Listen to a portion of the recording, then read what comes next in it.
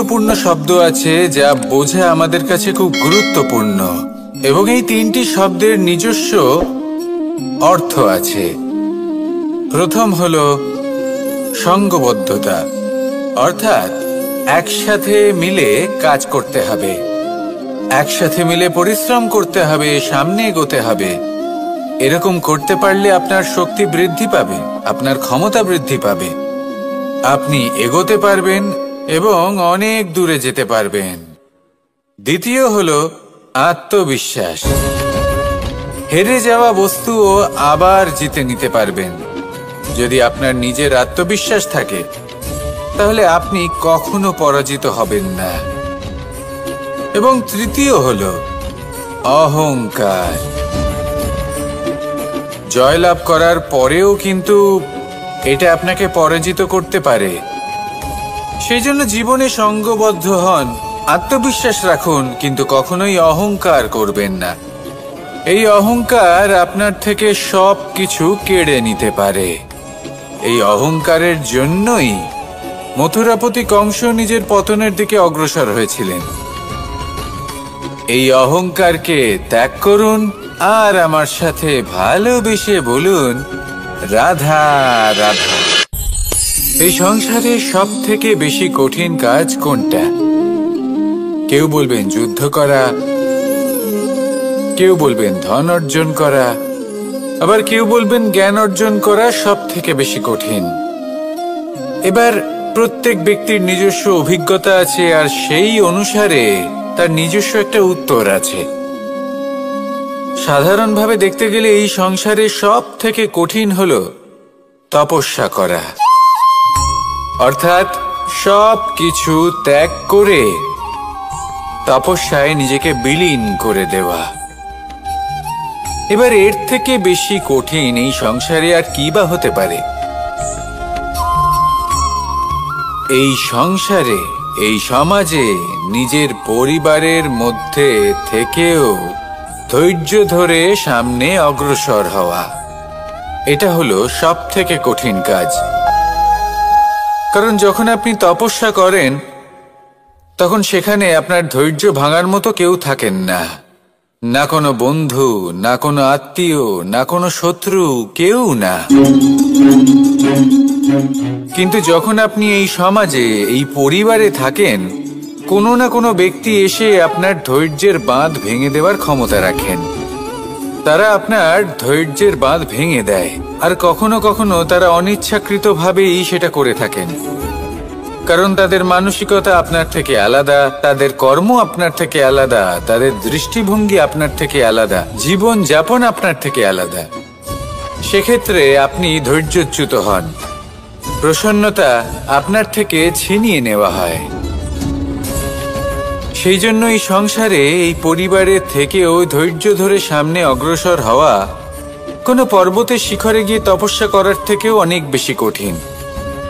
আর যে ব্যক্তি এই সমাজেই, এই পরিবারে, সেই সকল মানুষের মধ্যে থেকে গিয়েও ধৈর্য ধরে অগ্রসর হতে থাকেন, যারা এই কাজটা শিখে নিতে পারেন, তারাই কিন্তু জীবনে আনন্দ লাভ করতে পারেন। এই ধৈর্যই শেষে আপনার জীবনে প্রসন্নতা বহন করে আনবে। তাই ধৈর্য ধরে জীবনের পথে অগ্রসর হন আর আমার সাথে ভালোবেসে বলুন, রাধা রাধা। আমরা যখনই কোনো গাছের চারা রোপণ করি তখন সবার আগে পরীক্ষা করে দেখি যে যেখানে আমরা চারা রোপণ করতে চলেছি সেখানকার মাটি আদৌ উর্বর কি না, সেই মাটি সেই চারাকে বাড়তে সাহায্য করবে কিনা। যখন একটা চারা রোপণের আগে আমরা এত কিছু ভাবতে পারি, তাহলে কাউকে বিশ্বাস করার আগে আমরা কেন ভাবি না? জীবনে কখনো এই বিশ্বাসরূপী চারা কোথাও রোপণ করার আগে বোঝার চেষ্টা করুন যে যার ওপর আপনি বিশ্বাস করতে চলেছেন সে কি আদৌ আপনার বিশ্বাসের যোগ্য কি না। ভেবে দেখুন সেই ব্যক্তি ভবিষ্যতে গিয়ে আপনার বিশ্বাস ভাঙতে পারে কি না। এটাও ভেবে দেখুন যে যাকে আপনি বিশ্বাস করতে চলেছেন তাকে আপনি বিশ্বাস করলে নিজের জীবনের উদ্দেশ্যে আপনি অগ্রসর হতে পারবেন কিনা। আর তার জন্য প্রয়োজন সঠিক সিদ্ধান্ত, পরখ করা, কোনটা উচিত কোনটা অনুচিত সেটা বোঝা। আর তাতে কিন্তু আপনি সন্দেহবাতিক হবেন না, তাতে আপনি আরো নিপুণ হয়ে উঠবেন। তাই যদি আপনি নিপুণ হয়ে উঠতে চান তাহলে বোঝার চেষ্টা করুন, পরখ করে দেখুন, কোনটা উচিত কোনটা অনুচিত বুঝুন। আর বিশ্বাস তখনই করুন যখন আপনি 100% নিশ্চিত হবেন যে সে বিশ্বাসের যোগ্য। আসুন আমার সাথে ভালোবেসে বলুন, রাধা রাধা। রাধা কখনো কখনো আমার জন্য বড়ই সুগন্ধি আতর নিয়ে আসে, পারিজাত ফুলের মালা নিয়ে আসে আমার প্রসাধন করবে বলে, এবং আমার সব থেকে বেশি প্রিয় মাখন নিজে হাতে বানিয়ে আনে আমাকে নিজে হাতে খাইয়ে দেবে বলে, সবকিছু আমাকে প্রসন্ন করবে বলে। কিন্তু আপনি কখনো ভেবেছেন যে এই আতর কিভাবে বানানো হয়? সহস্র ফুলের পাপড়ি একসাথে পিষে নিতে হয়, তারপরে তার থেকে যে রস নিঃসৃত হয় সেই রস দ্বারাই আতর তৈরি। অনেক সংখ্যক ফুলকে অসীম যন্ত্রণা ভোগ করতে হয়, তবে তারা আমার প্রসাধন সামগ্রী হয়ে উঠতে পারে। দুধ থেকে মাখন তৈরি করার জন্য কতটা পরিমাণ মন্থন সহ্য করতে হয় সেটা আপনি জানেন। ঠিক সেই রকমই হলো আমাদের জীবনও। বিপদও আসে, কঠিন পরিস্থিতিও আসে, এর সম্মুখীন হতে শিখুন। মনে রাখবেন আপনি হলেন সেই দুধ যাকে মন্থন সহ্য করতে হবে মাখন হয়ে ওঠার জন্য। মনে রাখবেন আপনি হলেন সেই ফুলের মতন যাদের পিষ্ট হতে হবে সুগন্ধি আতর হয়ে ওঠার জন্য, যাকে এই সংসার পছন্দ করে। কখনো কখনো জীবনে আপনার সাথে খারাপ শুধুমাত্র এই কারণে ঘটে যাতে আপনার শ্রেষ্ঠ রূপ এই সংসারের সামনে আসতে পারে। শুধুমাত্র কঠিন পরিস্থিতি এবং বিপদকে একটা সুযোগ হিসেবে দেখার চেষ্টা করুন। আপনার জন্য এই সংসার বদলে যাবে, সংসারকে দেখার দৃষ্টিভঙ্গি পাল্টে যাবে, আপনার ভাগ্য পাল্টে যাবে, আর এই মন প্রসন্ন হয়ে বলবে, রাধা রাধা। পাশা নামক এই খেলাটি আপনারা নিশ্চয়ই খেলেছেন, না খেলে থাকলে দেখেছেন, আর যদি দেখেও না থাকেন তাহলে নিশ্চিত রূপে শুনেছেন। মহাভারতের এই মহাযুদ্ধ কোথাও না কোথাও এই পাশা নামক খেলার কারণে হয়েছিল। পাশার এই বিচিত্র খেলা, দান, এইসবের কারণে কেউ নিজের মাথায় রাজ মুকুট পরিধান করেছিলেন, আবার সেখানে পরাজিত হওয়ার জন্য কাউকে বনবাসও ভোগ করতে হয়েছিল। কিন্তু এই খেলা সমাপ্ত হওয়ার পরে সমস্ত ঘুঁটি আর এই পাশার ছক একই পুটলিতে স্থান পেল। এটাই হলো আমাদের জীবন। এই সংসারে আমরা জয় পরাজয়ের বিষয়ে এতটাই ভাবি, এত চিন্তা করি যে এই জীবনের খেলার আনন্দটাই উপভোগ করতে পারি না। আর অবশেষে কি হয়? কেউ জয়ী হন, কেউ পরাজিত হন, কিন্তু দুজনেই একই স্থানে পৌঁছে যান। প্রত্যেক ব্যক্তি মৃত্যুর পরে একটি নির্দিষ্ট স্থানেই পৌঁছতে বাধ্য, কিন্তু ততক্ষণ এই জীবন, এই খেলা, তার আনন্দ উপভোগ করুন। এই সংসারে সেই ব্যক্তি শ্রেষ্ঠ স্থানে পৌঁছতে পেরেছেন যিনি এই সংসারকে প্রকাশ প্রদান করেছেন, যিনি কখনো জয় পরাজয় এ বিষয়ে ভাবেননি, শুধু এই জীবনের খেলার আনন্দ উপভোগ করেছেন। এটাই আপনিও করুন, আর আমার সাথে ভালোবেসে বলুন, রাধা রাধা। প্রত্যেক মানুষ নিজের জীবনে দুঃখ অনুভব করেন। প্রত্যেকের দুঃখ আলাদা হতে পারে। কারোর মনে এই দুঃখ থাকে যে সে তার বাবা মায়ের সব ইচ্ছে পূরণ করতে পারেননি। কেউ এটা ভেবে দুঃখ পান যে সে চিরকাল সদাচার করেছেন, সৎকর্ম করেছেন, কিন্তু তাও তাকে দুরাচারী বলে মনে করা হয়। কেউ এটা ভেবেও দুঃখ পান যে তার সামনে যে ব্যক্তি রয়েছেন তার চোখে তিনি শত্রু হয়ে উঠেছেন বা দুষ্ট হয়ে উঠেছেন, যেখানে তিনি হয়তো কোনো অনুচিত কাজই করেননি। এবার এই সমস্ত বিষয় নিয়ে ভেবে নিজের ব্যক্তিত্ব নিয়ে সন্দেহ প্রকাশ করবেন না। যদি নিজের ব্যক্তিত্ব নিয়ে কোনো সন্দেহ থেকে থাকে, তাহলে কর্ম সংক্রান্ত প্রশ্ন করুন যে আপনি যা করেছেন তাতে কি উচিত ছিল, কি অনুচিত ছিল। যেটা প্রয়োজন সেটা এটা বোঝার যে আপনার অন্তর্মন, আপনার বিবেক আপনাকে কি বলছে, আর আপনার অন্তর্মন আর আপনার বিবেক আপনাকে যেটা করতে বলবে শুধু সেটাই করুন। আর তারপরে এই সংসার কি বলবে, কি ভাববে সেসব নিয়ে ভাবতে যাবেন না, কারণ এই সংসার তো ঈশ্বরকেও প্রশ্ন করে থাকে, ঈশ্বরকেও দোষী মনে করে।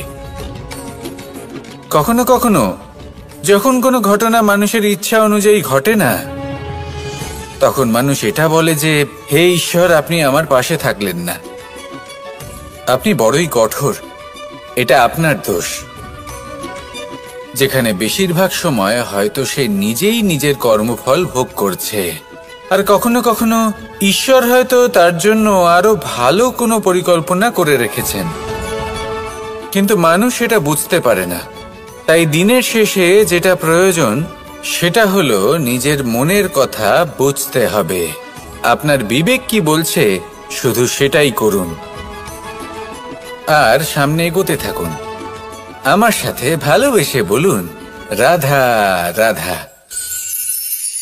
পরিবর্তন, এটা হলো সৃষ্টির অমূল্য নিয়ম। এই সংসারে সবকিছু সময়ান্তরে পরিবর্তিত হয়, এই সময়ও পরিবর্তিত হয়। পরিবর্তন চিরকাল হয়ে এসেছে আর চিরকাল হতে থাকবে। কিন্তু এবার আমরা সেই পরিবর্তন কিভাবে লাভ করব, যেটা আমাদের প্রয়োজন, যেটা আমরা চাই। আমরা জীবনে বিকাশ চাই। এই বিকাশ কিভাবে লাভ করতে পারি? এই প্রকৃতি কিন্তু আমাদের অত্যন্ত উত্তম উদাহরণ দিয়ে বুঝিয়েছে। একটি বিন্দুর উদাহরণ দিয়েছে যা ভবিষ্যতে একটা বিশাল নদীর আকার ধারণ করে। এটা কিভাবে হয়? মেঘ থেকে একটি বিন্দু ঝরে পড়ে সেই পর্বতের ওপর যেখানে হিম আছে। সেই হিমের সংস্পর্শে আসা মাত্র সেই বিন্দুর সাথে আরো বেশ কিছু বিন্দু যুক্ত হয়। তারপর তারা অগ্রসর হয়, আরো কিছু বিন্দু যুক্ত হয়, আস্তে আস্তে একটা ক্ষীণ ধারার রূপ ধারণ করে, এবং সেটাই ভবিষ্যতে আরো এগোতে থাকে। অনেকটা যাওয়ার পর যখন অনেক সংখ্যক বিন্দু একসাথে যুক্ত হয়, তখন সেটা বিশাল নদীর আকার ধারণ করে। এবার আমরা মানুষ বলে আমাদের সাথে এই নিয়মের অন্যথা হয় তা নয়। আমরাও এই প্রকৃতির অংশ, আমাদের ক্ষেত্রেও একই নিয়ম প্রযোজ্য।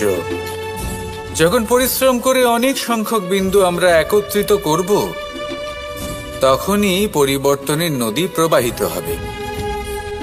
প্রয়োজন হলো নিরন্তর পরিশ্রম করা এবং ধৈর্য ধরা। এটা করতে থাকুন, জীবনে সবকিছু লাভ করতে পারবেন। কারণ প্রকৃতি আমাদের এটাই শিখিয়েছে, আর আমরা এই ব্রহ্মরই একটি অংশ, যার দ্বারা এই ব্রহ্মাণ্ড নির্মিত। আসুন আমার সাথে ভালোবেসে বলুন, রাধা রাধা।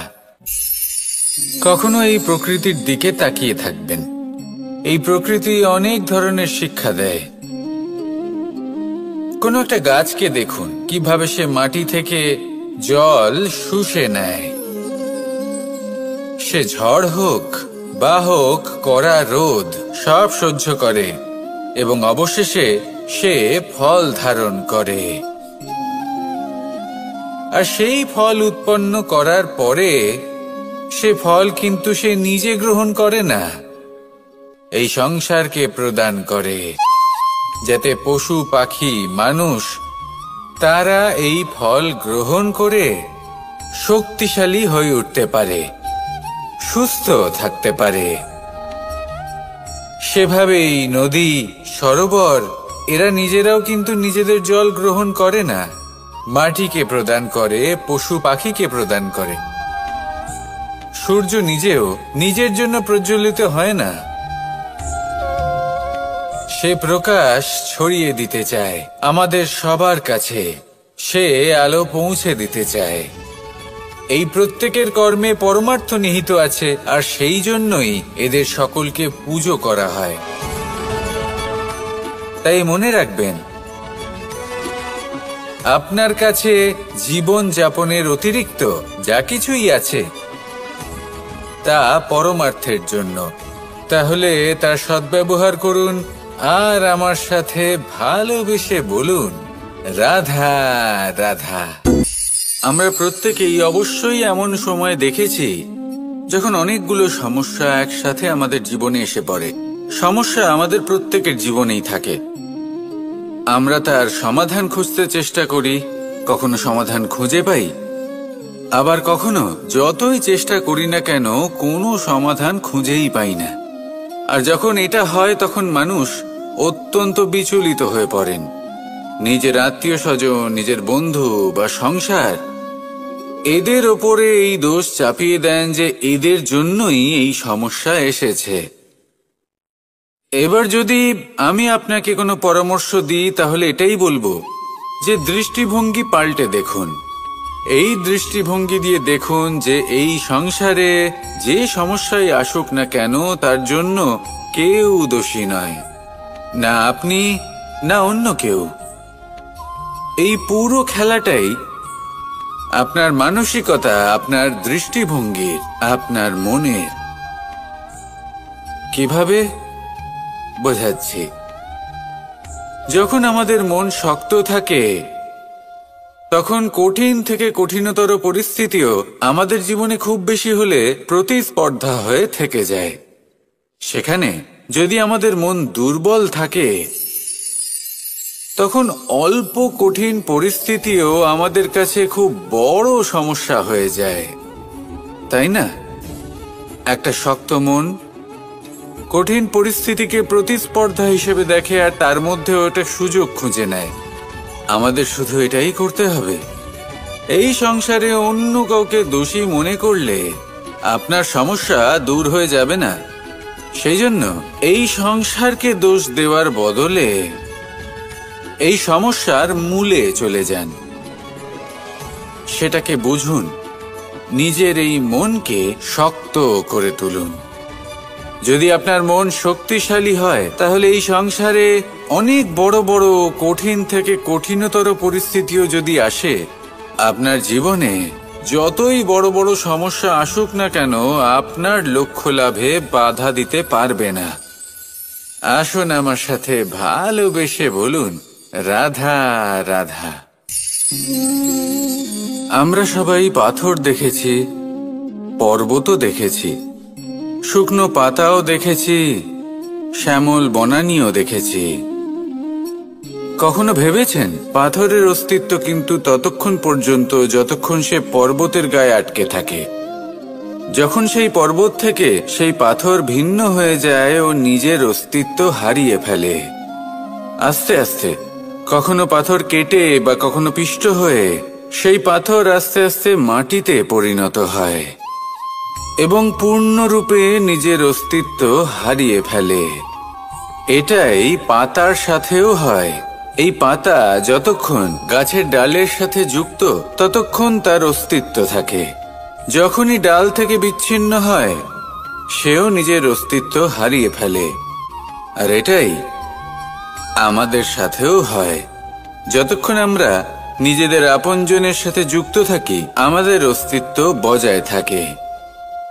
যখন আপনজনদের সাথে সম্পর্ক ছিন্ন করি তখন আমরাও আমাদের অস্তিত্ব হারিয়ে ফেলি। এবার এই সংসারের প্রত্যেক ব্যক্তি স্বতন্ত্র থাকতে চান, আর অনেক ব্যক্তি স্বতন্ত্র থাকবেন বলে আপনজনদের দূরে করে দেন আর তাদের সাথে এই সম্পর্ক ছিন্ন করেন। এটা কি সত্যি প্রয়োজন? আপনজনদের সাথে সম্পর্ক ছিন্ন করে নিজের অস্তিত্ব হারিয়ে ফেলা প্রয়োজনীয়, নাকি আপনজনদের সাথে সম্পর্ক বজায় রেখে নিজেদের স্বতন্ত্র করে রাখা সেটা আবশ্যক? নির্বাচন আপনারই। আসুন আমার সাথে ভালোবেসে বলুন, রাধা রাধা। আপনি কি কখনো নৌকা যাত্রা করেছেন? করে না থাকলেও নিশ্চয়ই দেখেছেন যে এই জল, যা নিজের অন্তরে সব কিছু সমাহিত করে নিতে পারে, এই নৌকা সেই জলের ওপরেই ভেসে থাকে। নদীর স্রোত কাটিয়ে সে সামনে অগ্রসর হয়। কিন্তু যদি এই নৌকায় কোনো ছিদ্র হয়, তাহলে কিন্তু সেই নৌকা ডুবে যাবে। আর এতে কোনো তফাৎ হবে না যে সেই ছিদ্র ছোট নাকি বড়, নৌকা ডুবে যাবে। এই ছিদ্র হলো আমাদের জীবনে আমাদের অপগুণ, আমাদের দোষ, আমাদের বিকার। কখনো এটা ভাববেন না যে এই দোষ খুবই ছোট, এতে কিছুই যাবে আসবে না। না, সেই ছোট দোষ, সেই ছোট বিকার, যদি সেটাকে শুধরে না নেন, তাহলে সেটা আপনাকে আপনার পতনের দিকে নিয়ে যাবে। শেষ পর্যন্ত এটা আপনার ওপর নির্ভরশীল যে আপনি কি চান। আপনার জীবনের এই নৌকা এভাবেই ডুবে যেতে দেখবেন, নাকি নিজেকে শুধরে নিয়ে সেই নৌকার সেই ছিদ্রটাকে ভরিয়ে তুলতে চাইবেন? নির্বাচন আপনার। আসুন আমার সাথে ভালোবেসে বলুন, রাধা রাধা। জল, জলই পৃথিবীতে বেঁচে থাকার জন্য আবশ্যক তো বটেই, কিন্তু এই জল আমাদের একটা অত্যন্ত গুরুত্বপূর্ণ শিক্ষা প্রদান করে। কখনো এই জলকে দেখেছেন? যে পরিস্থিতিতেই এই জল প্রবাহিত হোক না কেন, এর উপর যা কিছুই প্রভাব থাকুক না কেন, এর পথে যতই বাধা আসুক না কেন, তার মধ্যে থেকে ও নিজের পথ ঠিক বের করে নেয়, কিন্তু নিজের প্রবাহ থামতে দেয় না, ক্রমাগত অগ্রসর হতে থাকে। সেরকমই একটা শিক্ষা যেটা আমরা জল থেকে পেয়ে থাকি, তা হলো এটা: আমরা যখন জলের দিকে তাকাই তখন আমরা নিজের প্রতিবিম্ব দেখি, স্পষ্টভাবে দেখতে পাই। কিন্তু তখনই দেখতে পাই যখন এই জল শান্ত থাকে, স্থির থাকে। যদি এই জল অশান্ত হয়ে থাকে, স্থির না হয়, তাহলে আমরা এতে নিজের প্রতিবিম্ব দেখতে পাই না। এটাই আমাদের মনের সাথেও হয়ে থাকে। যখনই জীবনে কোনো সংকট আসে, যদি আমরা শান্ত মনে, স্থির মনে সিদ্ধান্ত নিই, তাহলে সেটা এমন একটা শীতল সিদ্ধান্ত হবে যেটা আমাদের ভবিষ্যৎকে একটা শ্রেষ্ঠ স্থানে নিয়ে যাবে। যদি এই মন অশান্ত হয়, বিচলিত হয়, পীড়িত হয়, দুঃখিত হয়ে থাকে, রুষ্ট হয়ে থাকে, তাহলে অনেক সময় আমরা এমন সিদ্ধান্ত নিই যেটা আমাদের জন্য অনুচিত প্রমাণিত হয়। যখন আপনি ক্রুদ্ধ ছিলেন বা দুঃখের বশে ছিলেন, তখন অনেক সময় হয়তো এমন সিদ্ধান্ত নিয়েছেন যেটার জন্য ভবিষ্যতে আপনি অনুশোচনা করেছেন।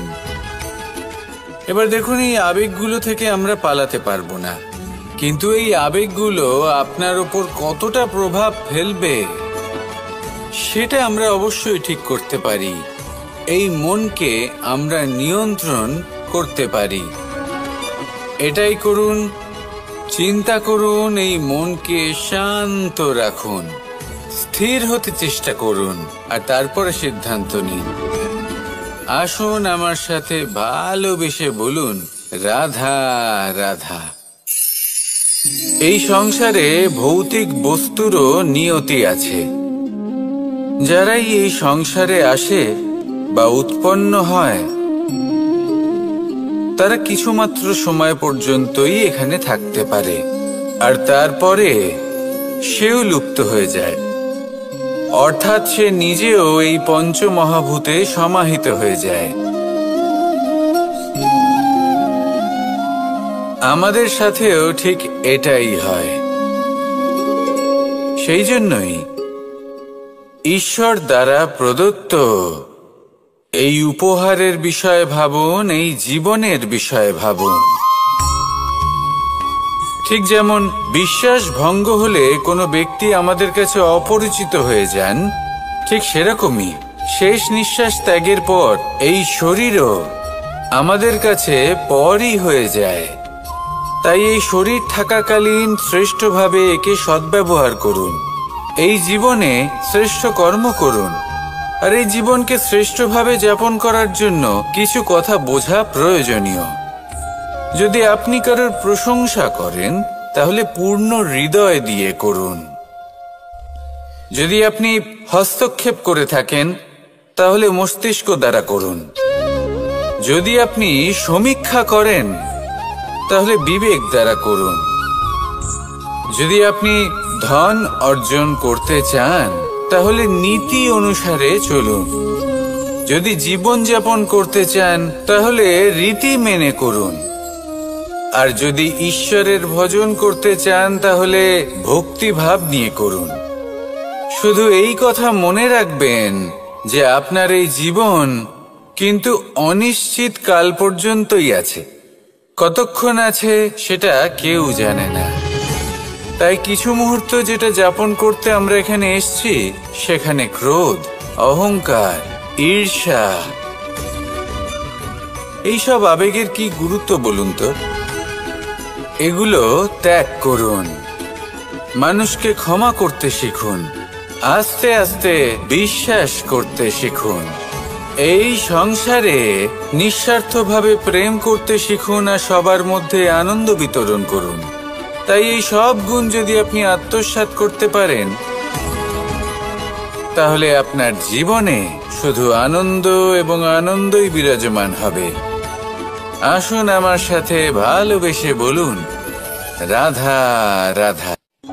এবার কখনো কখনো জীবনে আমাদের মনে হয় যে চতুর্দিকে শুধুমাত্র অন্ধকারই হয়ে আছে। প্রত্যেকেরই তা কখনো মনে হয়। আর তখনই আমাদের নিরাশ হলে চলবে না, আমাদের দুঃখী হলে চলবে না। সেই সময় আমাদের খুঁজতে হবে নিজেদের আশেপাশে, চতুর্দিকে আর কোথাও না কোথাও আমরা প্রকাশ অবশ্যই দেখতে পাব। আশার একটা কিরণ অবশ্যই দেখতে পাব। কেউ এমন একটা কর্ম করেন যেটা দেখে আমরা প্রেরিত হয়ে যাই। আর এমন কোনো কর্ম যদি আপনারা করেন তাহলে সেই কর্ম আপনার মনকে প্রসন্ন ভাব, আনন্দ এবং ভালোবাসার দ্বারা ভরিয়ে তুলবে। আপনার অন্তরের সেই অন্ধকারের অন্ত করবে, দুঃখেরও অন্ত করবে।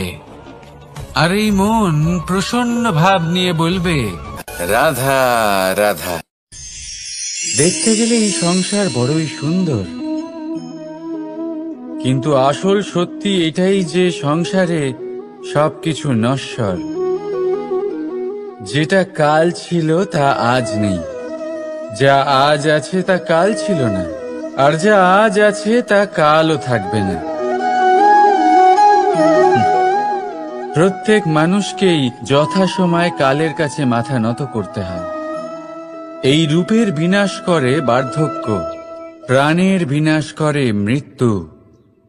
আলস্য, ঈর্ষা ধর্মের বিনাশ করে, আর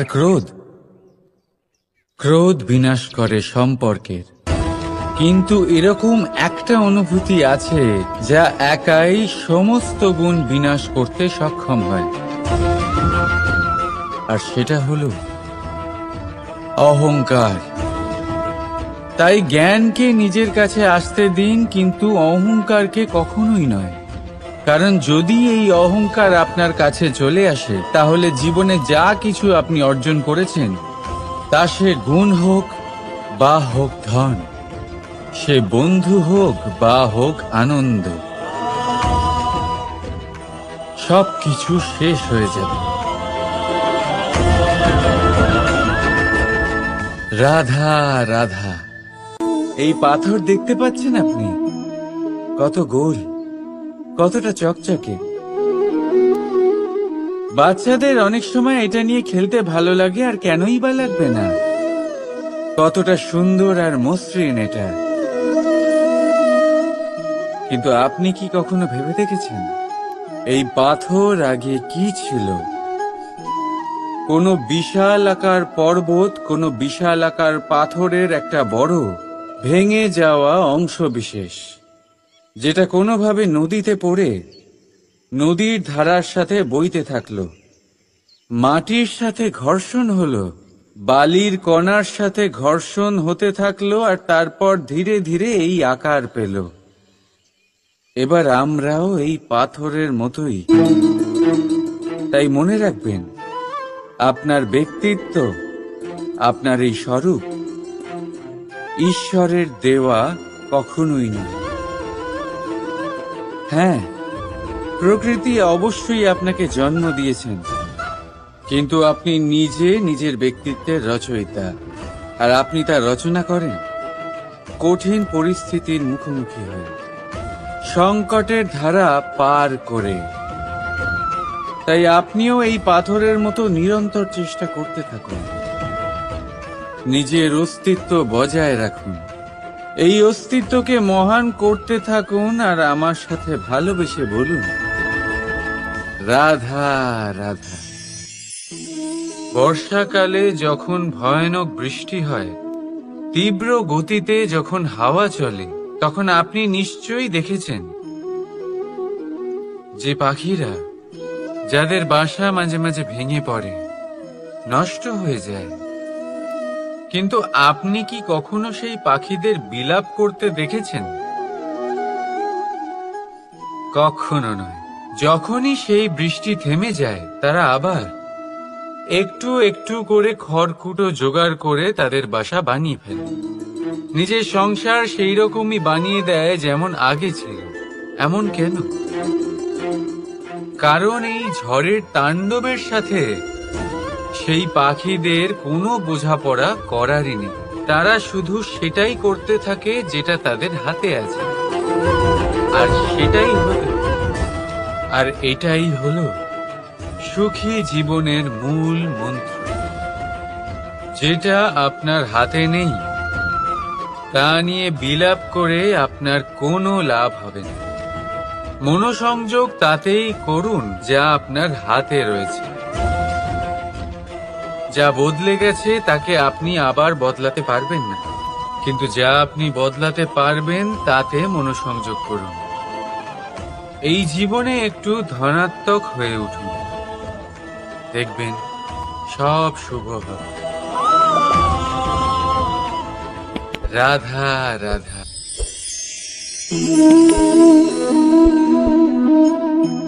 ছোটবেলায় একটা জিনিস আমি কখনো বুঝে উঠতে পারিনি। আমি সবসময় আশ্চর্য হয়ে থাকতাম যে এটা কি করে সম্ভব হতে পারে। ব্যাপারটা ছিল এরকম, আমি আমাদের গোয়াল ঘরে দেখতাম ভিন্ন ভিন্ন রং রূপের গাভী।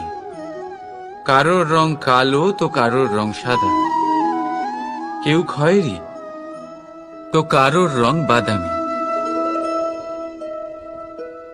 এবার আমি দেখতাম কারোর কারোর শিং বড় তো কারোর এত ছোট যে দেখাই যায় না। কোনো গাভী আকারে ছোট ছিল তো কেউ একটু বড়, কিন্তু যখন সেই সব গাভী দুধ দিত, তখন আমি দেখতাম সেই সব দুধ সমান, রং সমান, স্বাদ সমান, গুণও সমান, আর সমান পুষ্টিও।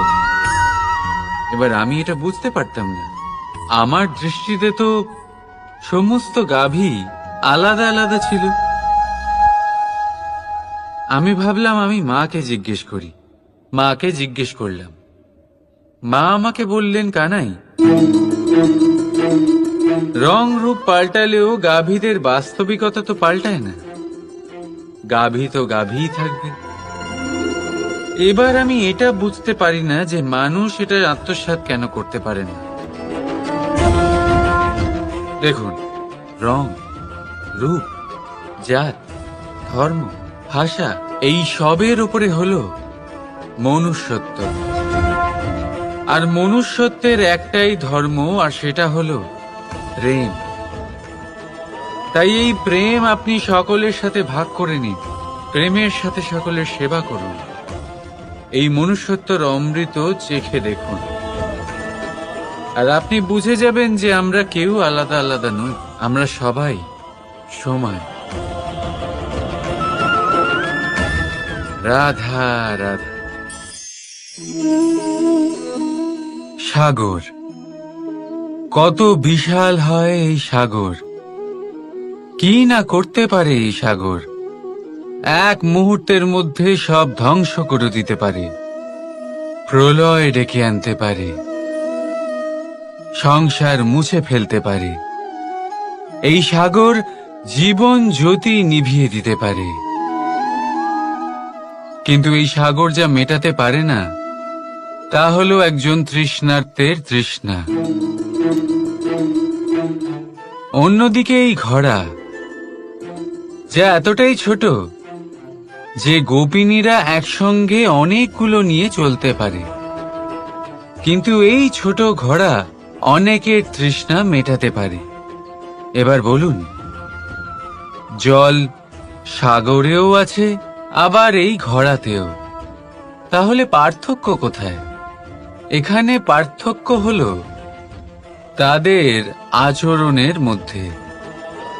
একজন মাটির মধ্যে মিষ্টি জল ধরে রাখে, তো আরেকজন নিজের নোনা জলের আঘাতে যে কাউকে মাটিতে মিশিয়ে দিতে পারে। আপনি কি হতে চাইবেন? সাগরের নোনা জল হয়ে কারোর আশা চূর্ণ বিচূর্ণ করে দিতে, নাকি মিষ্টি জলের ঘোড়া হয়ে কারোর তৃষ্ণা মেটাতে? সিদ্ধান্ত আপনার। রাধা রাধা। কতবার এমন হয়, আপনি কোনো কাজ করার জন্য কাউকে দায়িত্ব দেন, কিন্তু সেই ব্যক্তি সেই কাজ সম্পন্ন করতে পারে না, অসম্পূর্ণ রেখে দেয়, অথবা ঠিকভাবে করতে পারে না। এবার এই পরিস্থিতিতে কি হয়? আপনি ক্রুদ্ধ হয়ে যান, তার উপরে আপনি রেগে যান, তাকে তিরস্কার করেন, আর তারপরে সেই কাজ সম্পন্ন করতে আপনি নিজেকেই নিযুক্ত করেন, আর শেষ পর্যন্ত সেই কাজ সম্পন্ন হয়েই যায়। এবার এই বিষয়ে সমস্যা সেই ব্যক্তির চেষ্টায় নয়, সমস্যা আপনি যে সেই ব্যক্তিকে ভরসা করলেন তার ছিল।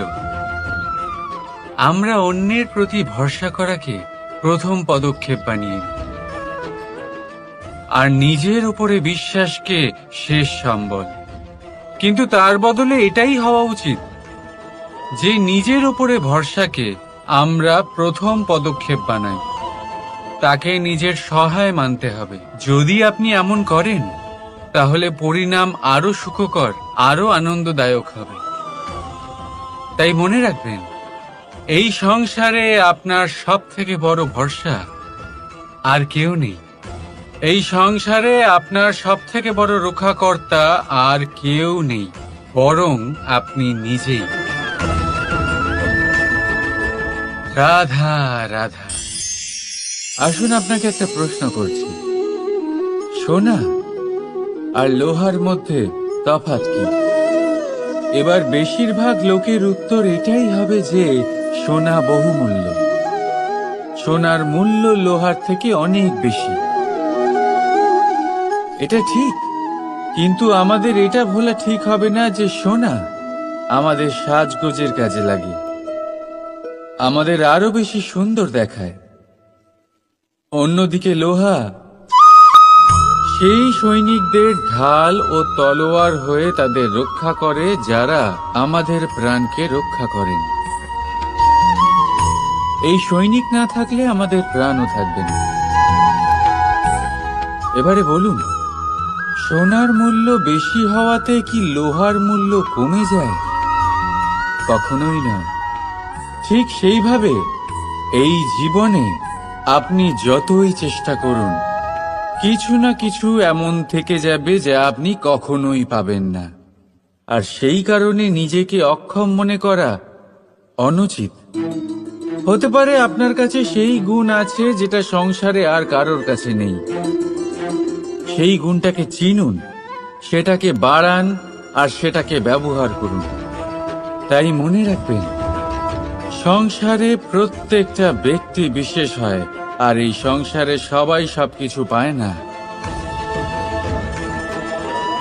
নিজেই দেখে নিন, সোনাকে যে দোকানে সাজিয়ে রাখা হয়, সেই দোকানের তালা লোহা দিয়ে তৈরি হয়। রাধা রাধা।